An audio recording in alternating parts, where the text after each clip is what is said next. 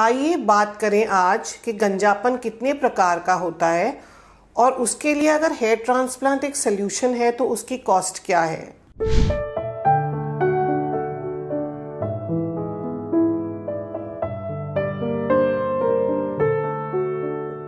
तो गंजापन जिसको बॉल्डनेस कहते हैं वो मेजरली 3 प्रकार की होती है। बॉल्डनेस का मतलब या तो बाल बहुत ही कम हो गए और एक पैच दिखाई देने लग गया, चमकने लग गया, या फिर उस एरिया के बाल बिल्कुल ही चले गए। तो अक्सर देखा गया है कि आदमियों में सबसे कॉमन टाइप ऑफ बॉल्डनेस है मेल पैटर्न बॉल्डनेस, जो एज या जीन से रिलेटेड है। मतलब कि या तो उम्र के हिसाब से गंजापन आएगा ही आएगा, और या अगर जेनेटिक है, किसी के पूर्वजों में गंजापन है तो उसको यंग एज में भी बॉल्डनेस आनी शुरू हो सकती है। तो एक स्केल है जिसको हम नॉरवुड स्केल या हैमिल्टन नॉरवुड स्केल कहते हैं। उसके हिसाब से मेल पैटर्न हेयर लॉस 7 तरीके में डिवाइडेड है।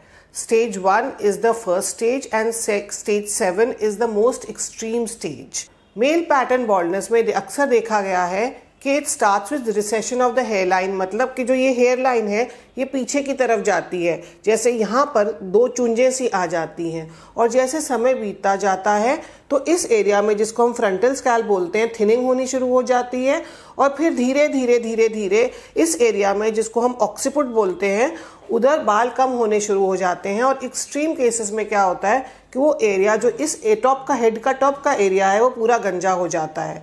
फिर एंड में देखा जाता है कि यहाँ के सारे बाल आगे के चले गए और केवल पीछे इस नीचे वाले एरिया में, गर्दन के ऊपर वाले एरिया में बाल रह गए।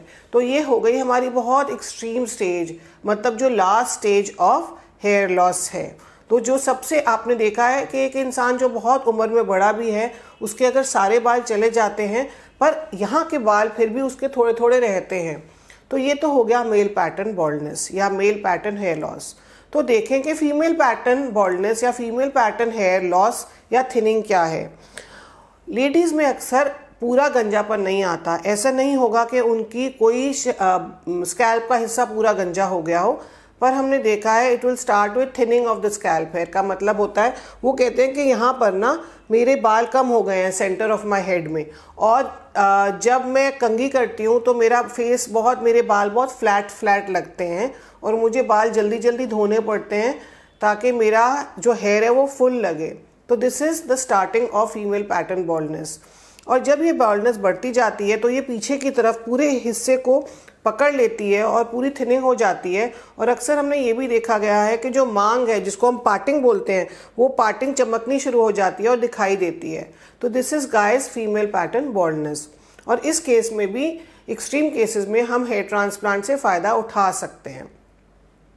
फिर एक और कंडीशन आती है जिसको हम एलोपेशिया बोलते हैं। एलोपेशिया का मतलब बॉल्ड पैच। ना ये फीमेल पैटर्न बॉल्डनेस में आता है, ना ये मेल पैटर्न बॉल्डनेस में आता है। और एलोपेशिया एराटा किसी भी एज में हो सकता है। ये बचपन में हो सकता है, जवानी में हो सकता है, और बुढ़ापे में हो सकता है। इसके कॉजेज़ बहुत होते हैं, पर मोस्टली ये इम्यूनिटी से रिलेटेड है कि जब इम्यूनिटी गिरती है तो बाल बहुत, जो रूट्स वीक होते हैं वो गिर जाते हैं, और वो एक पैच जो है वो चमकने लग जाता है। तो this is alopecia areata. So friends, how do we treat it? Can we help with hair transplant male pattern baldness? Yes. Female pattern baldness? Yes, we can help it. And alopecia areata के लिए extreme condition में जाने की ज़रूरत नहीं है। बहुत सारे इनिशियल ट्रीटमेंट्स हैं जिससे एलोपेशिया एरियाटा सिंपल ट्रीटमेंट्स, डाइट से या पीआरपी से या स्टेरॉयड इंजेक्शन से भी करेक्ट हो सकता है, और इसको हेयर ट्रांसप्लांट तक जाने की ज़रूरत नहीं पड़ती।